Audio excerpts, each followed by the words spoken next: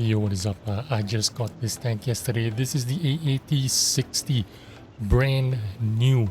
And unfortunately, because I got it so late, this is my first and only game with it. On first glance, this tank actually looks a lot like a Cybertruck, if I'm being truthful. If you take a look at the front of the tank, there's actually a light bar that goes across the hull of the tank, and it looks exactly like a Cybertruck, and that was my first initial impression of how the tank looks. But anyway, I am really impressed with this tank because of one, mobility. In 2024, I feel like this game is going by so quickly that you really need some kind of mobility in order for you to get involved with the game. Of course, you can't have everything in a tank. With great mobility means very terrible armor. This thing literally has no armor at all. But yeah, once again, you got mobility, but they're gonna take away that armor from you. So this means you need to be careful how you place your tank or where locations you want to go. Now this is my first game. I went into the game knowing all these things, which is why I'm playing kind of like a passive role, kind of a support role. But also I haven't been playing this game for a long time, so I'm kind of like pensive, kind of holding back a little bit. I try to make my first game as good as possible. But if you want to take a look at the stats that I'm showing you, you can see that they have changed it slightly from the initial stats, and now they've kind of buffed it a little bit. The hit points from 1250 up to 1400, which means a little bit more survivability, I would say. I mean, giving it a little bit more survivability, a little bit more hit points, survive one more shot, I suppose. The other things that they have changed is also the dispersion. It was supposed to be 0.35 dispersion. They've bumped it up to 0.34. It's just a minor improvement in dispersion, but it does help in the long run. The aim time as well, 2.21 seconds aim time. They brought it down to 1.92 seconds aim time, which makes it a bit useful in my opinion. I think 1.92 is pretty normal. It isn't terrible, but it isn't the greatest either. The dispersion or gun depression also increased the elevation from 15 degrees, additional 5 degrees to 20 degrees elevation, as well as the the heat shell velocity from 950 meters per second. They increased it to 1000 meters per second, which makes it not terrible but not the greatest either. It makes it pretty playable and makes it quite a good tank, to be honest with you. I actually had a good time with this tank, even though I only played one game with it. As you can see, I didn't have any kind of bounces. I've been taking all the hits in the face. There's just no way for me to escape because this tank just has zero armor. The effective armor on this tank is like, hull armor is only 70 frontally, although there is a lot of angles in the front. But as you can see, I've been taking all the shots in the face. I did not bounce anything, even with standard AP shells from that Panther 2. It just hit me easily, so there's just no way of escaping it for the time being. Maybe you know, if you find out how to angle yourself, maybe you can escape with some funky bounces. I don't know that for sure yet because I only have one game in this tank and I wanted to rush this video out.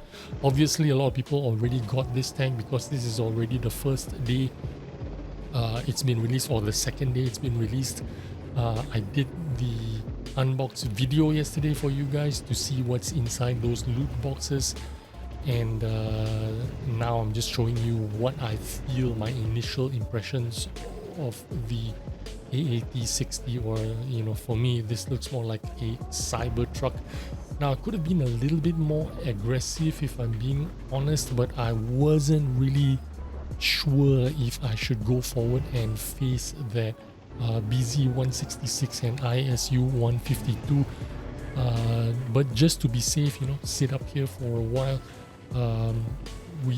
We were kind of like losing, but I felt like I didn't want to risk my HP here so that I can make sure I stay alive longer, so that I can be a little bit more effective in the game, I suppose. But as you can see, the gun is kind of like trolling me a little bit with that 0.35, 0.34 dispersion. I do have gun stabilizers. I decided to run a turbo and an extra stabilizer in that turbo, and special equipment and another stabilizer, which in hindsight I shouldn't have needed to. I could have maybe got rid of the turbo or got rid of the optics and run a rammer instead, because I realized that a rammer is more important than the gun stabilization, because the gun stabilization is already pretty good, 0.12 moving dispersions. It means I don't really need to run an extra.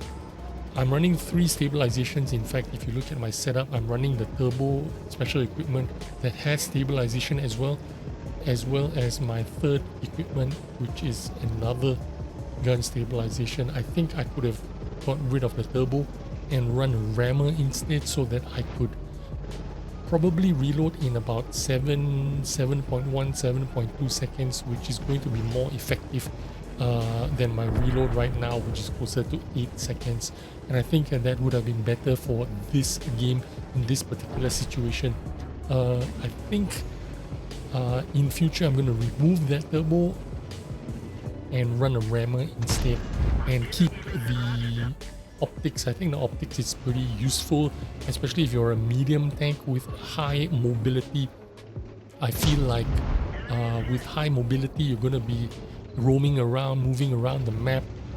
It'll be good for you to have the extra 500 meters plus vision, and you can spot stuff out that's hiding in the bushes. As soon as they fire, you can light them up, and I think that would be more useful than a turbo. I think this tank is already quick enough because of that high power to weight ratio, 17 point something I think it was, which means it can shift a little bit quicker than your normal regular medium tanks, or not as quick as a T44-100 I suppose, but it's quick enough for you to get out of tough situations, and it's quick enough for you to relocate or flex around the map, I suppose. But that was my first game and my initial impressions.